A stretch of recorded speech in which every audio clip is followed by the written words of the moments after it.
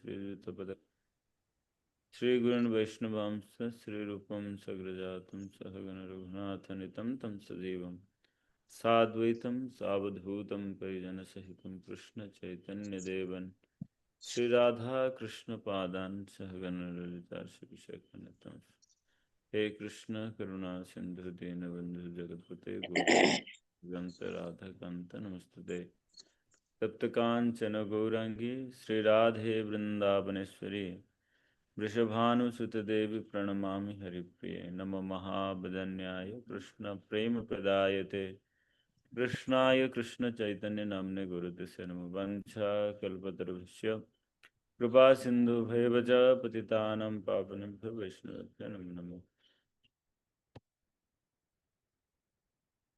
तो श्रीमद् भागवतम भगवान का साक्षात भगवान साक्षात वांग्मय विग्रह विग्रह मीन्स विग्रह अर्थ जो भगवान को शरीर वांग्मय मतलब वाणी सदृश शरीर बुझा लगे। तो ये जो भगवान विषय वस्तु जो आम रखू माने आमे इवन बिस्कन जोड़ीचु या अन्य कौन सी धार्मिक संस्थार लोक मैंने जोड़ती कौन पाई ना किसी परतर वस्तु को प्राप्त करने माने जोटा सांसारिक संसार द्वारा जोटा प्राप्त हो न पारिबो ना संसार प्राप्त हो तो जी गोटे पेट काहारी व्यथा होची तो से डॉक्टर पाखक जीव ना क्या पढ़ार अच्छे से टीचर पाखक जीव तो लोक मंदिर कौन पाई आसंती मुख्यतः परतर वस्तु या जहाँ को साधारण अर्थ कहुए शांति प्राप्त करने ना आम कह भगवद गीतार भी भगवान कहते जस्ट 1 सेकेंड।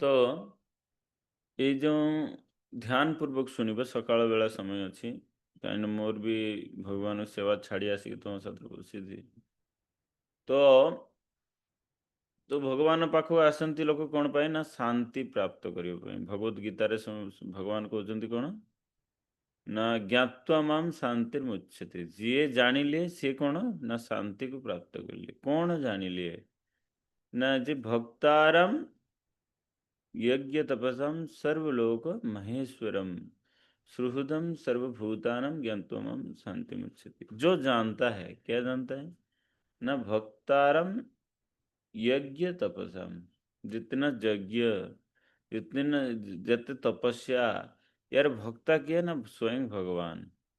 अच्छा भगवान ये तो आम आम जमती ये भौतिक जगत जमती कहारी साथ प्रेम हो जाऊँगी या कहारी साथ भल संबंध रोचे कौन पाई ना से लोक को आम साथ बसुचु उठुचु कथा होचु जहाँफल आम ता प्रति आसक्त हो जाऊँ है ना नहीं किंतु भगवान तो आम साथ बसुना उठुना खाऊना जहाँ देले से रिटर्न आसूची ना भोग जहाँ लगे था से रिटर्न आसे तो भगवान साथ अटैचमेंट केमिति हम ना भगवान साथ अटैचमेंट हाँपाई कहुच्छी ना बार बार शुणापी पड़ो भगवान विषय। अच्छा भगवान हूँ केमिति वस्तु ना अलौकिक अचिंत्य भगवान विषय दुईटा वस्तु लगे कौन तत्व संदर्भ में कहुच्छी भगवान हूँ अलौकिक जे लौकिक नुहे लौकिक मान हूँ लोकलोचन जेटा बुझी हुए जानी हुए कहुए लौकिक अचिंत्य जरा को चिंतन करा जाई परिबा नहीं जे भगवान केमिति मरु नहांती हाँ केमिति गोटे अवस्थार रोचंती हाँ सी मो दादा परदादा सी भी पूजा करथिले मु भी पूजा करूची परदादा गलारे माने माला चढ़ीगला तथापि से भगवान आ कौन चेंज होनी ଏଇଟା ହଉଛି ଅଚିନ୍ତ୍ୟ, ମାନେ ଚିନ୍ତା କରାଯାଇ ପାରିବ ନାହିଁ। ବୁଝିପାରିଲ କି? ଯେମିତି କୂପମଣ୍ଡୁକ ନ୍ୟାୟ ଏଥିରେ ଲାଗେ। କୂପମଣ୍ଡୁକ ହଉଛି କଣ ନା, ଥରେ ଦୁଇଟା ବେଙ୍ଗ, ହେଲା କି, ବେଙ୍ଗ ବୁଝୁଛ ନା, ମଣ୍ଡୁକ ବେଙ୍ଗ, ଏବେ ସବୁ ସେପଟେ ସବୁ ଟର ଟର ସବୁ କରୁଥିବ, ପାଣି ହେଇଯାଇଥିବ। ତ ଦୁଇ ଜଣ ବେଙ୍ଗ ଗୋଟେ କୂଅରେ ଥିଲେ। ଆଚ୍ଛା, କୂଅରେ ରହି ରହି ଗୋଟେ ବେଙ୍ଗ କଣ କଲା ନା, କୂଅରୁ ବାହାରକୁ ଆସି ସେ ଗୋଟେ ସମୁଦ୍ରକୁ ଦେଖିଲା। ସମୁଦ୍ର ଏପଟେ ସେପଟେ ଏପଟେ ସେପଟେ ବହୁତ ଜାଗା ଏକଦମ ପହଁରିଲା, କିନ୍ତୁ ତାର ସମୁଦ୍ର କୂଳ ପ୍ରାପ୍ତ କଲାନି। ସେଠୁ ବହୁତ ଖୁସି ହୋଇକି ସେ କଣ କଲା ନା, ସେଇ ସମୁଦ୍ରରୁ ଆସି ସେ କୂଅ ଭିତରକୁ ପୁଣି ଥରେ ଆସିଲା। ଆସିକରି କହିଲା ଯେ, ଦେଖ ବନ୍ଧୁ, ମୁଁ ଗୋଟେ ବହୁତ ବଡ କୂଅଟା ଦେଖିକରି ଆସିଛି। ଆଉ ସେ କୂଅ, ତାର ଅଗାଧ ଜଳ, ଆଉ ଅଗାଧ ଜଳ, ଆଉ ତାର କୌଣସି କୂଳ ନାହିଁ, ବହୁତ ବଡ। ଚଲ, ଆଚ୍ଛା, ତୁମ ସମୁଦ୍ରରେ ତୁମ କୂଳ ନାହିଁ ନା, କଣ ନା, ସେଇଟା ହଉଛି, ସେ କହୁଛନ୍ତି ନା ନା, ତ ଫିର ମୋ କୂଅ ଠାରୁ ତାହେଲେ 2 ଗୁଣା ହବ। ନା, 2 ଗୁଣା ନୁହେଁ, ନା ବଡ। କହୁଛନ୍ତି ନା 3 ଗୁଣା, କହୁଛନ୍ତି ନା ବଡ, ୟାଠୁ ବି ବଡ। ସେ କହୁଛି 4 ଗୁଣା, ନା ନା ୟାଠୁ ବି ବଡ। ସେ କହୁଛି 10 ଗୁଣା, ନା ନା ୟାଠୁ ବି ବଡ। ନା 100 ଗୁଣା, ନା ୟାଠୁ ବି ବଡ। ତ ସେ ଯେତେ ପ୍ରକାର ବୁଝେଇବା ପାଇଁ ଚେଷ୍ଟା କଲେ ବି ସେ ତାଠୁ ବଡ ବଡ ବଡ ବଡ କହି ଚାଲିଲେ। ତାପରେ ସେଇଠୁ ସେ କଣ ମାନେ, ତୁ ସବୁ ଏଇସବୁ ମିଛ କଥା କହୁଛୁ, ଏସବୁ କଣ କହୁଛ, ମିଛ କଥା ଗୁଡା କହୁଛୁ, ବାପିଆମି କଥା ଗୁଡା କହୁଛୁ। ସେଇପରିକା ଆମକୁ ଯଦି କେହି ଭଗବାନ ବିଷୟରେ ଗୋଟେ କେହି ବୁଝାଏ, ତାହେଲେ ଆମେ କଣ କହିବା, ହେ, ଏମିତି ଭଗବାନ। ମୁଁ କାଲି ଗୋଟେ ଆର୍ଟିକଲ୍ସ ଦେଖୁଥିଲି, ଓଡ଼ିଶାରେ ଗୋଟେ ସ୍ତ୍ରୀ ଲୋକ, ସେ କହୁଛି, ସେ ଆମେ ଏଇ ଭାଗବତମ ପଢିଲେ କଣ ହବ? ଗୋଟେ ଆର୍ଟିକଲ୍ସ ମାନେ ସେ କହୁଥିଲା ଯେ, ଭାଗବତ ପଢିଲେ କଣ ହବ, ରାମାୟଣ ମହାଭାରତ ପଢିଲେ କଣ ହବ, ଭଗବତ ଗୀତା ପଢିଲେ କଣ କେହି ବୈଜ୍ଞାନିକ ହେଇଯିବ? ଭଗବାନ ଭଗବତ ଗୀତାରେ ଜ୍ଞାନତେ ହଂ ସବିଜ୍ଞାନମ୍ ଇଦଂ ବକ୍ଷ୍ୟାମି ଅଶେଷତଃ, कि ज्ञान मित्र मु विज्ञान सब विज्ञानम विज्ञान। ये जो ग्रह, ये जो प्लानेट, जिते सब ग्रह नक्षत्र सब ये जो आकाश रे महाकाश रे सब भासुची, केमिति भासुची, भगवान कहते धारयम अहमज्जसा, मैं समस्त को धारण करछि। तुम गोटे एमती जपमाला को शून्य रे लटकेल, देखी लटक जीव, केबे से लटक, तुम कहो ना ना एटा ग्राविटेशन पावर अच्छी, धरती ताको खिची नउची, बाहर रहिबो जति रहिबो। नहीं नहीं, सी बाहर रहिले बोली ता ऑर्बिट रे से केमिति रहउची। धरती तो एमती नहीं, ए वर्ष 365 दिन थिला, आर वर्ष से कम दिन कर देथिला, ए वर्ष टिके थकी जाइछि, स्पीड टिके कम ही जाइछि, टेक्निकली खराब ही जाइछि ना, एमती तो केबे देखि नथिबो। पूरा परफेक्ट टाइम, बोले आमे उठिबा पई लेट हो जातु, किंतु धरती रो टाइम जे परफेक्ट अछि ना। कौन पाई ना, गोटे परफेक्ट व्यक्ति ही इसको कंट्रोल करुछि। से परफेक्ट व्यक्ति रो कौन ना, 2टा गुण, अलौकिक और अचिंत्य। तेन परफेक्ट व्यक्ति विषय जानिबा पई हेले हमको परफेक्ट नॉलेज जहा जो थे संग्रहित होइछि ताको धरिबा पई पड़िबो। ए ज्ञान कौन ना, प्राप्त करिबा पई वेद, पुराण, उपनिषद इत्यादि, आगम निगम निगम इत्यादि सब रखा जाइछि, कौन ना ज्ञान प्राप्त करिबा पई। कौन ज्ञान प्राप्त, आमे प्रथम छोट बेले गोटे कथा कहूतलु, तो तू जोटा कहूछु कौन, तू वेदर गार, एबे कहत कि नाही मु जानिनी। वेदर गार मतलब जेटा वेदरे जो कथा गुड़ा कुआ जाइछि सेटा होछि एक्सियोमेटिक ट्रुथ। एक्सियोमेटिक ट्रुथ मतलब जण खंडन करा जाई परिबो नाही। यदि आपण कहबे जे देखो गाईर गोबर होछि पवित्र, तो जदि गोटे बुद्धि लगेबो जे गाईर जदि गोबर पवित्र हैला, ताने पढ़ा लिखा ब्राह्मणर गोबर काहे पवित्र न हो? ଯଦି ସେଇଟା ଯଦି ଆପଣ ଏମିତି କରିକି ଯଦି ଘରେ ଲେପା ପୋଛା କରିଦେବେ, ତ ଲୋକ ଭାଗି ଡରି ମାନେ ଦୁର୍ଗନ୍ଧରେ ପଳେଇଯିବେ ନା। ତ କଣ ପାଇଁ ନା, ଶାସ୍ତ୍ର କହୁଛି ଯେ ଗାଈର ଗୋବର ପବିତ୍ର, ଆଉ କାହାରି ଗୋବର ବିଷୟରେ କହିନି, ବୁଝିଲେ ନା। ଶାସ୍ତ୍ର କହୁଛି ଯେ ଶଙ୍ଖ ହଉଛି ପବିତ୍ର, ଗୋଟେ ହଡ୍ଡି, ଗୋଟେ ହାଡଟା, କିନ୍ତୁ ତଥାପି ପବିତ୍ର। ପଢା ଲେଖା ବ୍ରାହ୍ମଣର ଖପୁଡ଼ିଟା କେତେ ପବିତ୍ର ହେଇନଥିବ, ସେମିତି ରଖିପାରିବନି, କାହିଁକିନା ଶାସ୍ତ୍ର ଯୋଉଟା କହୁଛି। ସେଇ ଶାସ୍ତ୍ର କଣ କରେ ନା, ଶାସ୍ତ୍ର ଆମକୁ ଦିଗ୍ଦର୍ଶନ କରେ କୋଉଥିରେ ନା, ଧର୍ମ, ଅର୍ଥ, କାମ ଆଉ ମୋକ୍ଷ। ବୁଝିଗଲ ତ? କିନ୍ତୁ ଏଇ ଚାରି ବିଷୟ ଯେ ହଉଛି, ଚାରି ବିଷୟ ମଧ୍ୟରୁ ଏଇ ଚାରି ବିଷୟ ମଧ୍ୟରୁ ତିନି ବିଷୟ ଯେ ଭୌତିକ ବନ୍ଧନରେ ବାନ୍ଧି କରି ରଖେ। ଆଉ ତା ଭିତରୁ ଗୋଟେ ହଉଛି ଯେ ମୋକ୍ଷ ପ୍ରାପ୍ତି, ସିଏ କଣ କରେ ନା ଏଇ ଭୌତିକ ଜଗତରୁ ମୁକ୍ତ କରିଦିଏ। କାହିଁକି ଭୌତିକ ଜଗତରେ ଦୁଃଖ ତ କଷ୍ଟ ସବୁ ଦେଖିଥିବ। ସବୁ ଇସ୍କନ କଣ ପାଇଁ ଆସ, ଯେ ଆସେ ଭଗବାନଙ୍କୁ ଟିକେ କହି ଆମ ଦୁଃଖଟା କଣ ଅଛି ନା, ଏଇସବୁ ପାଇଁ ଆସୁ। ତ ଏଇ ଦୁଃଖ ସମସ୍ତଙ୍କର ଅଛି, ତ ଆମେ ମନ୍ଦିର ଆସୁ। ବୁଝିଲ ତ? ସେ ମୋକ୍ଷ ପ୍ରାପ୍ତି ମାନେ ହଉଛି ଦୁଃଖରୁ ନିବୃତ୍ତ। इसको कहते हैं निर्वाण। ବାଣ ମତଲବ ଦୁଃଖ, ନିର୍ ମତଲବ ଯାହା ଯେଉଁଥିରେ ଦୁଃଖ ନଥିବା ବିଷୟ, उसको ନିର୍ବାଣ କହେ। ତ ଏଇ ଭଗବାନଙ୍କୁ ପ୍ରାପ୍ତ କରିବା ପାଇଁ ଜ୍ଞାନର ଆବଶ୍ୟକତା ରହିଛି। ପୁଣି ଜ୍ଞାନକୁ ପୁଣି ତିନି ଭାଗରେ ବିଭକ୍ତ କରାଯାଇଛି ନା, ସତ୍ୱଗୁଣୀ, ରଜଗୁଣୀ ଆଉ ତମଗୁଣୀ ନା। ତ ସତ୍ୱଗୁଣ ଜ୍ଞାନ, ରଜଗୁଣୀ ଜ୍ଞାନ, ତମଗୁଣୀ ଜ୍ଞାନ। ଯୋଉଟା आप जानते सत्व संजायते ज्ञानम रजसालभ एव च। ସତ୍ୱଗୁଣୀରେ କଣ ହୁଏ? ସତ୍ୱଗୁଣୀରେ ନା ଜ୍ଞାନର ବାସ୍ତବିକ ପ୍ରକାଶ ହୁଏ।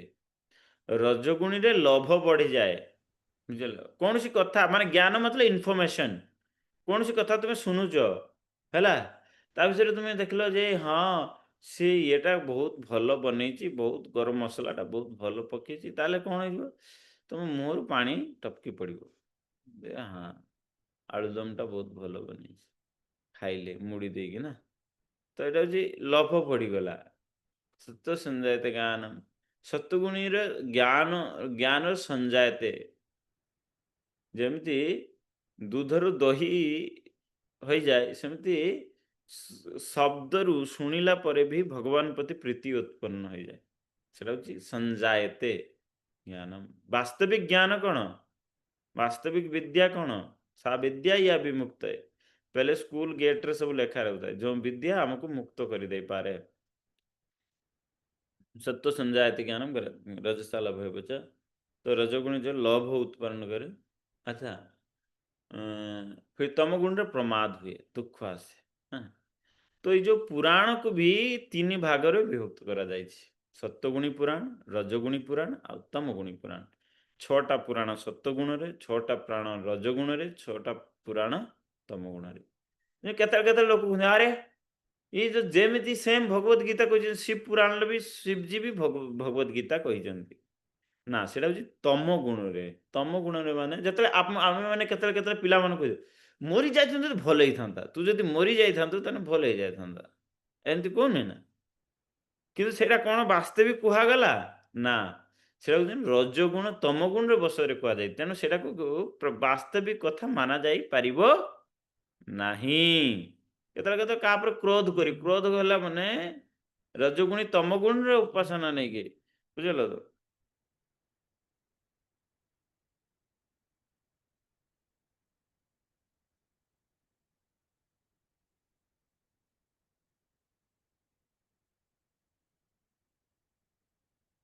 रजगुणी तमगुण उपासना जते जते आमे करू, सेतेबेले आमे कोन करू ना, सेटा वास्तविक ज्ञान कुहा जाई पारिबो नाही। तेणु जो विध्वंस इत्यादि जो पुराण सारे अच्छी सेटा को रजगुणी तमगुण बुझी पारछ ना, ना बुझी पारना, खाली एमती बसे। आज्ञा प्रभु। आज्ञा रहुଛି। तो तीन प्रकार तेणु तेणु कौन जगह बाच्य वाचक संबंध इत्यादि देखला परे आमे प्रकृत प्रमाण को पाऊ। तो जो जति पुराण अच्छी ता मध्यरु जो श्रीमद् भागवतम जी अमल पुराण। कौन पुराण? अमल पुराण। मल माने हूँ मल त्याग करो ना, मल माने हूँ माने जोटा अपदार्थ, माने जोटा कौन कार्य नुहे ताकू मल कह जाए। अमल माने जो कौन गंदिकी ना, जो कौन अपरिष्कार ना, से अमल पुराण ଶ୍ରୀମଦ୍ ଭାଗବତମ୍ କାହିଁକି ଅମର ପୁରାଣ ନା ଏଇ ଭାଗବତମ୍ ଶ୍ରବଣ ମାଧ୍ୟମରେ ଜନ୍ମ ମୃତ୍ୟୁ ସଂସାର ବନ୍ଧନକୁ ତ୍ୟାଗ କରି ଭଗବାନଙ୍କର ବାସ୍ତବିକ ଭକ୍ତ ହେଇପାରିବା ଯୋଉଟା କି ଜୀବନର ବାସ୍ତବିକ ଲକ୍ଷ୍ୟ। ଆମେ ଟଙ୍କା ପଇସା କମାଉଛୁ ଇଏ କରୁଛୁ ସେଟାକୁ ନେଇ ନା ଓଡ଼ିଆରେ ବହୁତ ସୁନ୍ଦର ଗୋଟେ ଗୀତ ଅଛି ଭଜ କିନା ରାମ ନାମରେ କୁମାର ଜପୁ କିନା ରାମ ନାମ ଭଜି ନ ପାରିଲେ କୁଳଚନ୍ଦ୍ରମାରେ ବାନ୍ଧି ନେବ କାଳଜମ। ତମେ ଯେତେ ଫୁଟ କଉଡ଼ି ଯେତିକି ଯାହା କିଛି ବି ରଖିଛ ସେ ମଲା ବେଳେ ତମେ ଗୋଟେ ଟଙ୍କା ବି ହାତରେ ଧରି କରି ନେଇ ଯାଇପାରିବ ନାହିଁ। ଏଠି ଯେତେ ଯାହାକୁ ଭଲ ବାସ ମାନେ ପ୍ରେମ ସମ୍ବନ୍ଧ ରହିଲେ ମଧ୍ୟ ମଲା ବେଳେ ତାକୁ ସାଥିରେ ନେଇକି ଯାଇପାରିବ ନାହିଁ। ସେ ତମକୁ ଦେଖି ଡରିବ ତା ଡେଡ୍ ବଡି ଆସିଗଲା ହେଲା। ତ ଏଇ ଶୁଣ ବାସ୍ତବିକ ହଉଛି ଏଇ ସଂସାର ଚକ୍ରରୁ ମୁକ୍ତ ହବା। ଆମେ ଭଗବାନ ପାଖରେ ଯଦି ଭଗବାନ ଆମକୁ ଗୋଟେ ଗାଡ଼ିଟା ଦେଇଥିଲେ ଭଲ ହେଇଥାନ୍ତା, ଭଗବାନ ସେ ଝିଅର ପରୀକ୍ଷାଟା ଭଲ ହଉନି, ଭଗବାନ ପେଟଟା ମାଲିକର ପେଟଟା ବହୁତ ଖରାପ, ଏମିତି ଭଗବାନଙ୍କୁ ବହୁତ ପ୍ରକାର ଆମେ ପ୍ରାର୍ଥନା କରୁ ଏଇ ଭୌତିକ ଜଗତ ପାଇଁ। ଆରେ ଏଇ ଭୌତିକ ଜଗତ ମୃତ୍ୟୁ ସର୍ବ ହରଶ୍ଚାହମ୍, ମୃତ୍ୟୁ ସମୟରେ ସମସ୍ତ ଜିନିଷ ଆମର ହରଣ କରିନିଅନ୍ତି, ଛିଣ୍ଡେଇ ନିଅନ୍ତି, ଯାହା କିଛି ରଖିଥିବ କପଡ଼ା ଖଣ୍ଡେ ବି ଦେବେ ନାହିଁ। ତେଣୁ ଏଇ ଯୋଉ ଜଗତରୁ ମୁକ୍ତ ହବା ଏଇଟା ହଉଛି ମଳ, ଏଇଟା ହଉଛି କଣ ମଳ। ଜଗତରୁ ମୁକ୍ତ ହବା ହଉଛି ଅମଲ, ବୁଝିପାରିଲ? ଜଗତରୁ ମୁକ୍ତ ହବା ହଉଛି ଅମଲ ପୁରାଣ। ସେଇଥିପାଇଁ ଶ୍ରୀମଦ୍ ଭାଗବତମକୁ କଣ କୁହାଯାଏ? ଅମଲ ପୁରାଣ। ସମସ୍ତଙ୍କ ପୁରାଣ ମଧ୍ୟରୁ ମାନେ ସୂର୍ଯ୍ୟ ସମାନ ଇଏ ହଉଛି ଶ୍ରୀମଦ୍ ଭାଗବତମ। ଆଉ ଶ୍ରୀମଦ୍ ଭାଗବତମ କଣ ନା ଏଇ ଯୋଉ ଭାଗବତମ ଶ୍ରୀମଦ୍ ଭାଗବତମ ଇଏ ହେଉଛନ୍ତି ଶ୍ରୀଧର ସ୍ୱାମୀ ବଡ଼ ବଡ଼ ମହାନ ମହାନ ଆଚାର୍ଯ୍ୟ ମାନଙ୍କ ଦ୍ୱାରା ଇଏ ପ୍ରମାଣିତ ଗ୍ରନ୍ଥ। କେତେବେଳେ କେତେବେଳେ ଲୋକମାନେ କୁହନ୍ତି ନା ନା ଏଇ ବ୍ୟାସଦେବ ଏ ଗ୍ରନ୍ଥ ନେଇକି ନାହାନ୍ତି, କିନ୍ତୁ ଶ୍ରୀଧର ସ୍ୱାମୀ ମତ୍ସ୍ୟ ପୁରାଣରୁ ପଦ୍ମ ପୁରାଣରୁ ଇତ୍ୟାଦିରୁ ସବୁ କୁହନ୍ତି ଯେ ଶ୍ରୀମଦ୍ ଭାଗବତମ ହଉଛନ୍ତି ନା ଶ୍ରୀ ବ୍ୟାସଦେବଙ୍କ ଦ୍ୱାରା ଲିଖିତ ଗ୍ରନ୍ଥ। କ'ଣ ପାଇଁ ନା ଆମମାନଙ୍କ ପରି ବ୍ୟାସଦେବ ବି ଏକ ଥରେ ଅଶାନ୍ତ ଥିଲେ। କ'ଣ ଥିଲେ? ଅଶାନ୍ତ ଥିଲେ। ସେଇଠୁ ବ୍ୟାସଦେବ କ'ଣ କଲେ? ଅଶାନ୍ତ ଥିଲେ, କ'ଣ କରିବେ କ'ଣ ନ କରିବେ ସେଇଠୁ ଆସିଲେ। ତାପରେ ବ୍ୟାସଦେବ ଆସି କହିଲେ ଯେ ମୋତେ ଶାନ୍ତି ମିଳୁନାହିଁ, ମୁଁ କ'ଣ କରିବି? ନା ସେଇଠୁ ସେ କହିଲେ ନା ତମକୁ ଶ୍ରୀମଦ୍ ଭାଗବତମର ଆଶ୍ରୟ ନେବା ପାଇଁ ପଡ଼ିବ। ସେଠୁ ଶ୍ରୀମଦ୍ ଭାଗବତମ ଆଶ୍ରୟ ନେବେ। ନା ମୁଁ ଭାଗବତମ ତ ଭାଗବତମ କ'ଣ ନା ଭଗବାନଙ୍କ ଗୁଣ କୀର୍ତ୍ତି, ଭଗବାନ ଆଉ ତାଙ୍କର ଶୁଦ୍ଧ ଭକ୍ତମାନଙ୍କର ଗୁଣ କୀର୍ତ୍ତି ଯେଉଁଥିରେ ଅଛି ତାକୁ ଭାଗବତମ କୁହାଯାଉଛି। କହିଲେ ମୁଁ ତ ମହାଭାରତରେ ବହୁତ କିଛି ଲେଖିଛି ଭଗବାନଙ୍କ ବିଷୟରେ। ନା ମହାଭାରତ ଭିତରେ ଯେଉଁ ତମେ ଲେଖିଛ ସେଟା ହଉଛି ଜୀବମାନଙ୍କ ମଧ୍ୟରେ କ'ଣ କରୁଛ ତମେ ନା ଭୌତିକ ବାସନା ଉତ୍ପନ୍ନ କରିଦେଇଛ। ଯଦିଓ ଭଗବାନଙ୍କ କଥା ଅଛି କିନ୍ତୁ ଭୌତିକ ବାସନା ବନେଇ ଯାଉଛି। ଯେମିତି ଫର ଏକ୍ଜାମ୍ପଲ ଆପଣ ପୁରା କ୍ଷୀରିଟା ଭଲ ବନେଇଛନ୍ତି, ବହୁତ ଭଲ କ୍ଷୀରି, ଏକଦମ କାଜୁ କିସମିସ ସବୁ ଜିନିଷ ଦେଇକି କ୍ଷୀରିଟା ଭଲ ବନେଇଛି, କିନ୍ତୁ ମାତ୍ର 2-3 ଠମ୍ପା କ'ଣ ପକେଇ ଦେଇଛନ୍ତି ଯେ ନା କିରୋସିନ ତେଲ ପକେଇ ଦେଇଛ କ୍ଷୀରିଟା ଭିତରେ। ସେ କ୍ଷୀରି ଖାଇହବ? ଖାଇହବନି।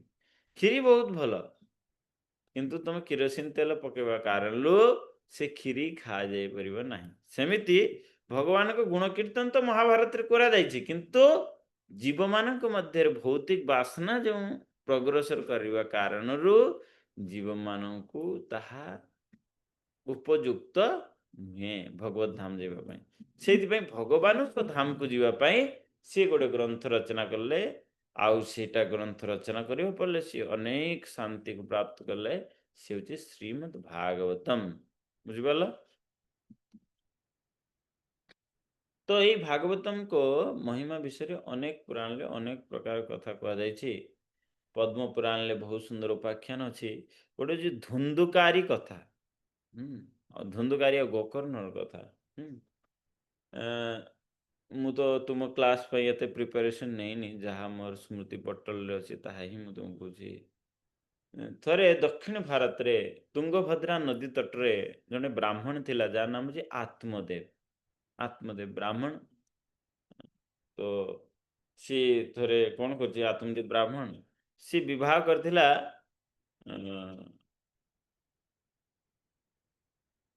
एक सेकंड।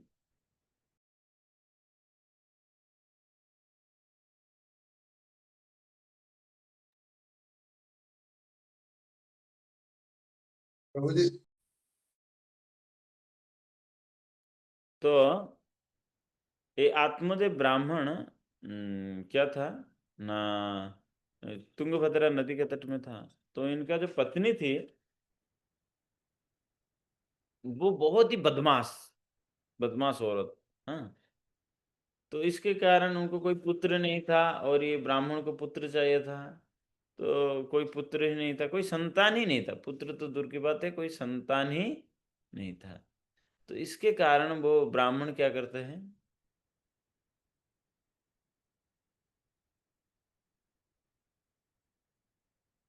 या आत्मदेव ब्राह्मण इसके कारण पुत्र संतान नहीं रहे, बड़े दुखी होते थे लोग, गांव में किसी का मुंह देखने के लिए नहीं, उसका मुंह देखने के लिए। तो इसलिए तुंगभद्रा नदी में जाके वो अपने आप को आत्महत्या करने के लिए चले। तो वहां पे एक तेजस्वी सन्यासी मिले, बोले कि अरे अरे क्यों मरने के लिए जा रहे हो, क्या दुख है तुम्हारा, ना दुख क्या है, मेरे को पुत्र चाहिए। तो वो सन्यासी उनके ये को देखे, कपाल को देखे। तो कपाल को देख के बोले कि बेटा, तेरे तेरे कपाल में तो पुत्र प्राप्ति नहीं है, इसलिए तू भगवान को भक्ति कर तो बहुत अच्छा रहेगा। तुम्हें भगवान को भक्ति करो बहुत भलो रहिबो। ସେଇଠୁ ଆତ୍ମଦେବ ବ୍ରାହ୍ମଣ ଭାଇ, ଆଚ୍ଛା ଯିଏ ମୋ କପାଳ ପଢି ପାରୁଛି ସିଏ ମତେ ପୁତ୍ର ବି ଦେଇପାରିବ, କାହିଁକି ନା ପୁତ୍ର ମାଗେ। ସେଠି ତାକୁ କହିଲା ନା ନା ନା, ମୁଁ ମରିଯିବି, ମତେ ପୁତ୍ର ଦରକାର, ଇଏ ଦରକାର। କହିଲେ ଠିକ ଅଛି। तो ସେଇଠୁ से कौन ना पुत्र हो जाए ना, पुत्र दुख भी दे पारे ना, कोई बात नहीं, दुख तो देता है हर एक। बच्चे कभी कभी माने बच्चे केतले केतले माने छोट पिला केतले केतले अझटिया हुअନ୍ତି, ସେମିତି ହବ ଆଉ କଣ, ଟିକେ ଦୁଃଖ ଲାଗିବ କିନ୍ତୁ ପିଲା ପିଲା ଆଉ। ସେଇଠୁ ସେ କଣ କଲା ନା, ସେଠୁ ସେ ଗୋଟେ ଫଳ ଦେଲା କି ଯାଅ ଏଇଟା ଖାଇଦବ। ସେ ଯୋଉ ୟାର ସ୍ତ୍ରୀ ଥିଲେ ଆତ୍ମଦେବରେ, ସେ ବହୁତ ବଦମାସ। ସେ କହିଲା ଆଚ୍ଛା ଏଇ ଫଳ ଖାଇଲେ ଯଦି ମୁଁ ଗର୍ଭବତୀ ହେଇଯିବି, ତାହେଲେ ଯେତେବେଳେ ଚୋର ଡାକୁ ମାନେ ଆସିବେ, ମୁଁ ତ ଦୌଡ଼ିକି ଯାଇପାରିବିନି, ପେଟ ଭାରି ହେଇଯିବ, ମୁଁ କେମିତି ଦୌଡ଼ିକି ଯିବି। ଆଚ୍ଛା ଯଦି ଘରେ ନିଆଁ ଲାଗିଗଲା, ଚାଳ ଛପର ଘର ପ୍ରଥମେ ଆଗେ ଥିଲା, ଯଦି ଘରେ ନିଆଁ ଲାଗିଗଲା ତାହେଲେ ମୁଁ ତ ଦୌଡ଼ି ପାରିବିନି, ସମସ୍ତେ ମୋତେ ଛାଡ଼ିକି ଦୌଡ଼ିକି ପଳେଇଯିବେ, ଆଉ ମୁଁ ମରିବି ନିଆଁ ଜଳିକି। ନା, ମୁଁ ଏ ଫଳ ଖାଇବି ନାହିଁ। ସେ ଫଳକୁ ଫିଙ୍ଗିଦେଲା ଆଉ ଗାଈକୁ ଦେଇଦେଲା। ସେଠୁ ଗାଈ ଫଳ ଖାଇଲା। ଆଉ ସେଠୁ କହିଲା କହ କ'ଣ କରିବି କହ, ବ୍ରାହ୍ମଣକୁ ତ କହିଦେଇଛି ମୁଁ ଫଳ ଖାଇଛି ବୋଲି।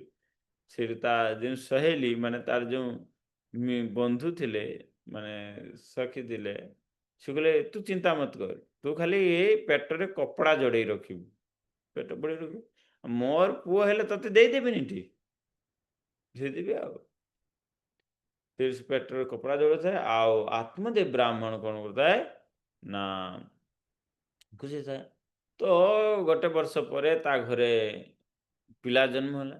ଏ ତାର ଯୋଉ ମିତ୍ରର ଯୋଉ ପିଲା ଥିଲା ତା ୟାକୁ ଦେଇଦେଲା, ଆଉ ଇଏ ସବୁ ପେଟରୁ କପଡ଼ା ସବୁ କାଢ଼ି ପକେଇଲା ଆଉ। ସେଇଠୁ ସେଇଦିନ ହିଁ ସେ ଗୋମାତା ବି ଯୋଉ ଫଳ ଖାଇଥିଲା ସିଏ ବି ଗୋଟେ ଜନ୍ମ ଦେଲା, କାହାକୁ ନା ଗୋଟେ ବାଳକକୁ ଜନ୍ମ ଦେଲା। ଆଉ ସେ ବାଳକ ଦେଖିବା ପରେ ଦେଖି ମାନେ ଦେଖିବା ପାଇଁ ମନୁଷ୍ୟ ପରିକା, କିନ୍ତୁ କାନ ଗାଈ ପରିକା। ସେଠୁ ସେ ବାଳକ କି ଆମର ସନ୍ନ୍ୟାସୀ ପ୍ରସାଦରେ ସେ ବାଳକ ଉତ୍ପନ୍ନ ହେଇଥିଲା। ତେଣୁ ଯୋଉ ଗାଈ ଠାରୁ ଜନ୍ମ ହେଇଥିଲା, ସିଏ ପିଲାବେଳଠୁ ବହୁତ ବିଚକ୍ଷଣ, ବହୁତ ବୁଦ୍ଧିମାନ, ବହୁତ ଶ୍ରଦ୍ଧାବାନ, ବହୁତ ଧାର୍ମିକ ଥିଲେ। ଆଉ ଏଇ ଯୋଉ ୟାର ଯୋଉ ମିତ୍ର ପାଖରୁ ଯେ ପିଲାକୁ ନେଇ ଆସିଥିଲେ,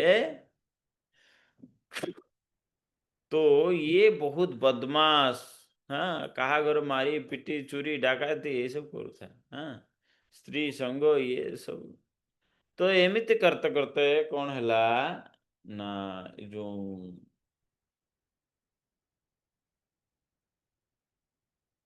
ଆମର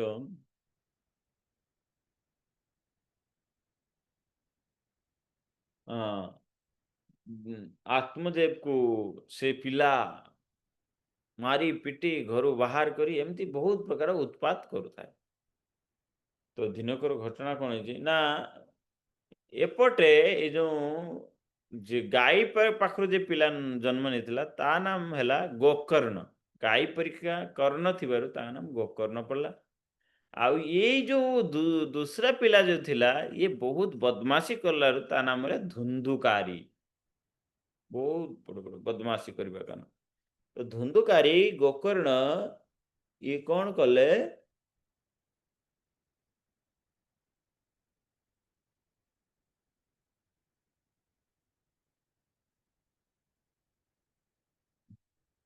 ନା ସେ ବହୁତ ବଦମାସି। ତ ଏସବୁ ବେଶ୍ୟାମାନଙ୍କୁ ସଙ୍ଗ କରୁଥାଏ। ତ ଦିନେ ସବୁ ବେଶ୍ୟାମାନେ ଜୁଟିଗଲେ। କହିଲେ ଇଏ ତ ଚୋରି ଡାକାତି କରି କରି ଆସୁଛି ଆମ ପାଖକୁ। ଆଉ ଯଦି ପୋଲିସ ବାଲା ଆସିବ ଆମକୁ ଧରିବ।